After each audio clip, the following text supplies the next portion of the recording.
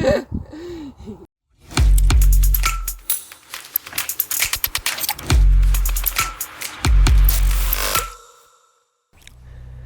өнөөдөр та бүхэндээ хүний сэтгэл зүйн хамгийн суур хэрэгцээ те юу вэ? Тэр талаар ярих гэж байна.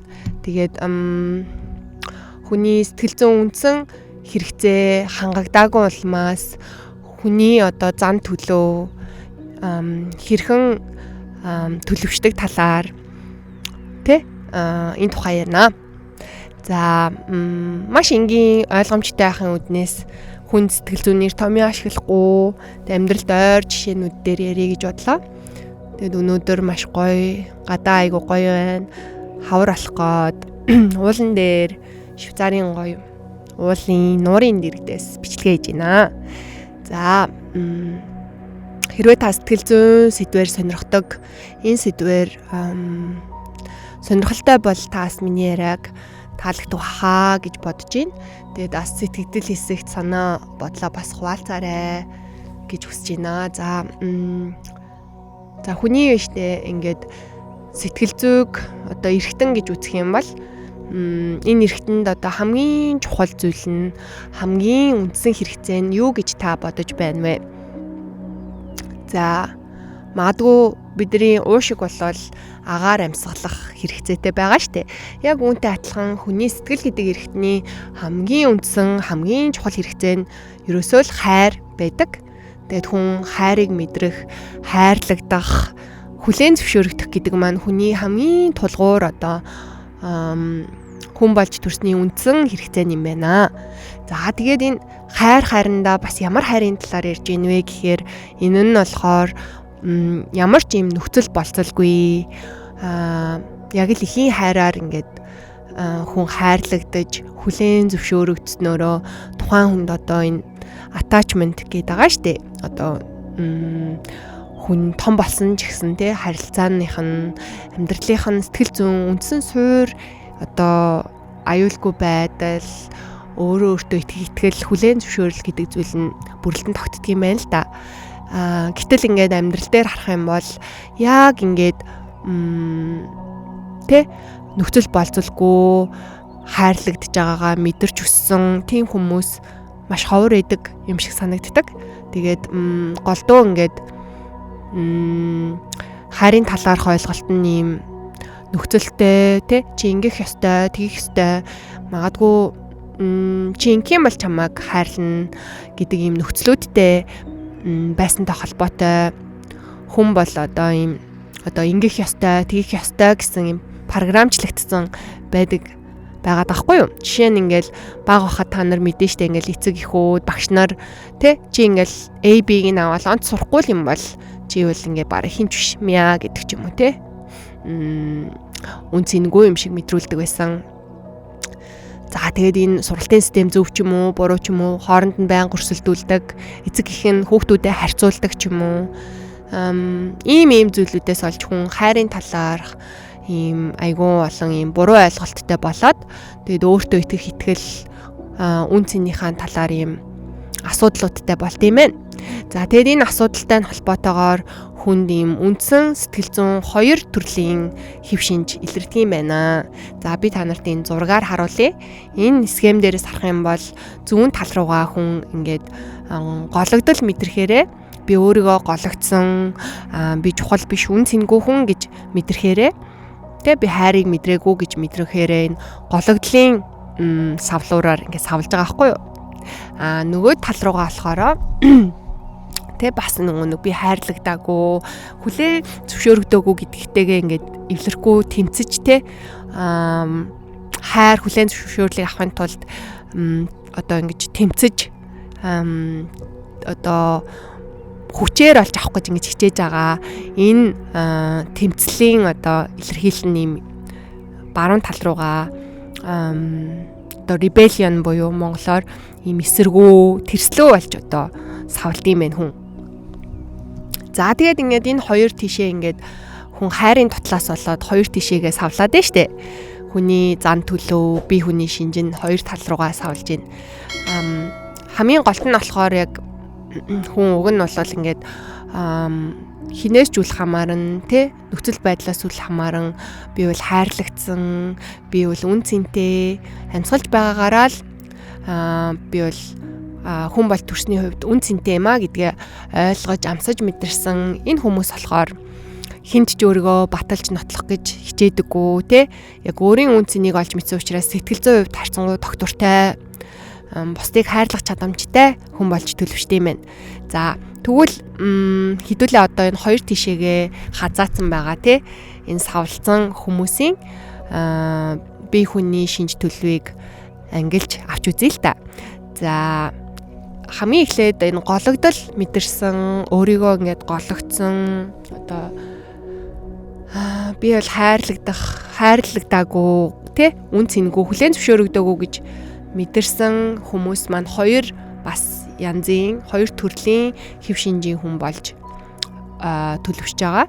Эхнийх нь болохоор хүн гологдол мэдрэхээрээ ямар хариу урал үзүүлдэг вэ гэхээр бусдад нийцүүлж таацуулж эхэлдэг. Тэгээд энэ нь болохоор ийм бусдад таалагдахын тулд хичээдэг тийм хүн болчдөг. Тэгээд тухайн хүн маань өөрөө юу хүсэж байгаагаас үл хамааран бусдын төлөө ингээд маш их хичээдэг. Бусдад таалагдахын тулд юу ч зориулж чадах хэмжээний ингээд хүн болдог байгаа. Тэгээд тухайн хүн маань гол ураа үг нь болохоор би чамд таалагдахын тулд юу ч хийж чаднаа те юу ч зориулна гэсэн ийм одоо хандлагатай болдог. Тэгээд энэ нь хосын харилцаан дээр харах юм бол илүү тийм codependent буюу хүнээс хамааралтай харилцаатай болох гээд байдаг. Эсвэл ийм toxic те нөгөө хостой ингээд таалагдахын тулд өөрийгөө өртөл дэвсэлж өгдөг, хил хязгаараа зөв тавьж өгдөггүй. Энэ хос маань намайг орхиод явчих вэ, салчих вэ, хаягдчих вэ гэсэн байнгын төвшөмтгий айцтай болсон байдаг.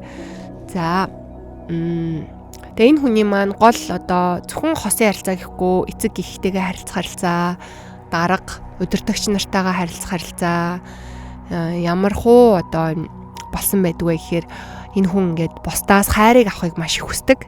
Хайраар юм дутагдж байгаа. Хайрыг авахын тулд ингээд юу ч ихэд бэлэн. Тэгээд гол зорилго нь намайг хайрлаач гэсэн ийм ураатай ийм хандлагатай болд юм байна. За тэгвэл энэ гологдсон хэв шинжийнх нь хоёр дахь төрлийн хүмүүс ямар хүмүүс болдог вэ гэхээр энэ хүмүүс болохоор ийм хохирогчийн сэтгэлгээтэй хүмүүс болд юм байна. Би хинч биш, би юу ч хийж чадахгүй те нэг юм амьдралд итгэхгүй хойшоо суусан тэгээ нэг юм хохирогчийн сэтгэлгээтэй амьдралд нэг хохироод чимээгүй ингээд өөрийгөө аргадуулах гэж хичээж байгаа юм шиг хүлээгээд байгаа юм шиг нэг юм болчт юм байна. Тэгээ энэ хүмүүс маань бас ингээд харах юм бол тэ айгүй их юм шалтак тоочдөг. Тэгээд ингээд би юм ч травматай, би юм ч хүн амьдрал туулсан болохоор тий эсвэл ингээд надад одоо ингээд боломж нь байгаагүй нөхцөл байдал ийм байсан учраас би хүссэн ажлаа хийж чадаагүй, гадаад руу явж чадаагүй, эсвэл аав ээж маань надад ингэж мухаа ханддаг байсан гэдэг ч юм ингээд дандаа юм гомдолтой нэг тийм хохирогч болсон юм шиг өөртөө хариуцлага хүлээх чадваргүй, амьдралын итгэхгүй болсон байдаг. Тэгэхээр энэ хүмүүс болохоор юм пассив буюу амьдралд итгэхгүй, мэдрэлийн системийнх нь хувьд бас юм shutdown болоод унтарчихсан. Маш их мэдрэлийн систем нь ядарч туйлдсан байдаг. Ингээд орноосоо ч босох заримдаа бүр юм итгэх хүсэлгүй тэнхээгүй болчихсон байдаг.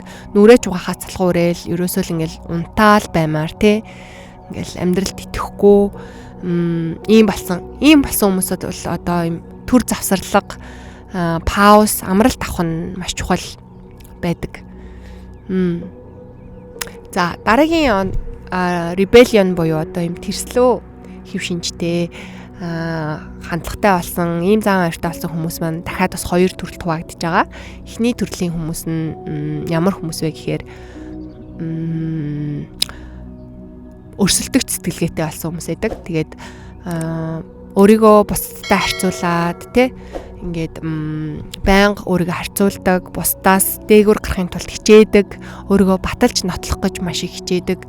Тэгээд хүмүүс одоо ингээд дутуугийн комплекстэй гэж яриад байдаг штэ. Эсвэл нөгөө өндөр эготой хүмүүс гээд яг тийм төрлийн хүмүүсэд байгаа. Тэгэд яагаад ийм байгаа вэ гэхээр энэ хүмүүс маань өөртөө хит итгэлтэй юм уу гэхээр бас яг тийм биш. Дотгошоо ингээ харах юм бол сэтгэл зүйн маш сул дорой байдаг. Өөртөө харин ч итгэлгүй эсэргээрээ тэр итгэлгүй байдлаа нуухын тулд те эсэргээрээ илүү хүчтэй, өөртөө итгэлтэй юм шиг харагдах гэж хичээдэг, дүр эсэгдэг ч юм уу те маш их өөрийгөө магтаж өнгөрж ярьдаг. Эсвэл ингээ бусдыг доошоо дардаг, доошоо бусдыг муулдаг ч юм уу те бусдыг өөрөөсөө доогуур тавьж ийж өөрийгөө илүү гэж илүү мэдэрдэг ч юм уу ингэснээр одоо өөртөө тэр хүлээн зөвшөөрөл хайрыг үн цэнийг бий олгодог ийм төрлийн хүмүүс ах нэ. За тэгээ энэ хүмүүс бол ингээд үргэлж бусдад харьцуулж тэмцэж өрсөлдөж амьдардаг. Ер нь бол Монголын нийгэмд маш түгээмэл байдаг байгаад байгаа. Тэгээ ер нь бол нэг юм байнга survival mode дээр амьдарч идэг те амьдралаас юм кайф авахаа болцсон ердийн энгийн амьдралын зүйлүүдээс таашаал авахгүй гэ заавал нэг юм нийгэмдэр карьертэй хин нэгэн байх гээл те өрсөлдөөл ингээл тэмцэлтэд идэг байгаа. За дараагийн нөгөө тэрслөө хэв шинжийнх нь 2 дахь төрлийн хүмүүс болохоор ийм шүүмжлэгч хүмүүс болсон байдаг. Тэгээ та нар магадгүй анзаарсан бах эргэн тойрон чинь ийм байнга хүмүүсийг шүүмжилж идэг, тийм буруутгадаг хүмүүс ямар эдийг ингээ мэдэн штэ тий ингээл аюу хэцүү штэ ингээл байнга бусдыг ингээл шүүмжлээл тэг энэ ч болохгүй байх, тэр ч болохгүй байх, улс төрч болохгүй байх, энэ ч болохгүй байх ингээл бүх юмыг ингээ шүүмжилж аюу сүргөөр ярьдаг, амар токсик ийм болчдөг. Тэгээ энэ хүмүүс маань өөрөө тэрийг анзаардаггүй. Тэгээ өөрийгөө бас яг олж хараад байд юм уу гэхээр үгүй. Бусдын алдаа дутагдлыг л ингээл шагаагаал хараад шүмжлэл яваад идэг. Тэгээд энэ хүмүүс маань тийм ер нь бол нэг тийм хайраас хүндий хахир хатуу хүн болчихсон байдаг. Тийм нэг уян хатан биш, өөрчлөлтөнд уян хатан биш, өөрийнхөө бурууг хүлээн зөвшөөрөх дурггүй. Тэгээ бусдыг айгүй шүмжилсэн ийм хахир хатуу хэв шинжтэй болсон байдгаа. Тэгээд магадгүй таны эргэн тойрны юм хүмүүс байгаа бол та магадгүй өөрөө ч гэсэн энэ 4 төрлийн хүний аль нэг хэв шинж нь танд байгаа юм шиг санагдвал те бас өөрийнхөө талаар тунгааж бодоорой. Яагаад би надаас ийм үйлдэл гараад идэг юм бол те магадгүй би бага насандаа хайрыг яаж мэдэрч хүлээж авсан юм бол те миний хайрлагдах хэрэгцээ те хэрхэн хангагдсан бэ? Би өөрийнхөө үнцийн хүлээн зөвшөөрлийг бусдаас хамааралтайгаар хүлээж авч гинүү гэдгээ бас ингээд хараасай гэж хүсэж байна. Тэгээд яг л нөгөө витамины дутагдал гэж байдаг шиг хүний сэтгэл зүйд бас ийм хайрын дутал гэж байдаг. Тэгээд энэ хайрын дутлаасаа болж ялангуяа бага насандаа хангалттай тэр эрүүл зөв хайрыг хүлээж авч мэдээгүйгээс олж хүн бол том болсон ч гэсэн ийм хоёр тишээс авлах те өөрийгөө голөгцсон мэдрэмжтэй амьдрах эсвэл өөрийгөө баталж нотлохож тэмцэх ийм хоёр тал руу савлаад идэм байна хүний суурь сэтгэл зүй маань. Тийм ерөнхийдөө бол товчхондоо ийм байна. Тэгээд ямар нэг хүнд сэтгэл зүйн нэр томьёог хэрэглэхгүйгээр амьдралд ойр жишээгээр бас ярихыг хичээлээ. Тэгээд таны хувьд те яг ийм нөхцөл болцолгүй хайр нэнжин сэтгэлтэй хүний дэргээд ингэж тайтгарч хайрлуулж байсан тийм дурсамж юу байдаг вэ те таны хувьд одоо яг энэ хайрын хэрэгцээтэй нь аль төвшөнд авах шиг байна? Та яг хаашаа савлаад байгаа юм шиг байна? Бас сэтгэгдэл хэсэгт хуваалцаарай. Тэгээд энэ тухай бас сонсож надтай хамт байсан та нартай баярлалаа. Тэгээд таалагдсан бол бас сэтгэлдүүлдээгээрээ да бас манай сувгийг дэмжиж бас лайк, subscribe, share хийгээрэй гэж уриалмаар байна. Тэгээд дараагийн дугаараар би сэтгэл хөдлөлүүдийн талаар emotion-ийн талаар те хүнд ямар сэтгэл хөдлөлүүд байдаг, энэ сэтгэл хөдлөлүүд нь ямар утгатай байдаг, яагаад чухал вэ гэдэг талаар ярилцах болно. Тэгээд дараагийн дугаар хүртэл түр баярлалаа.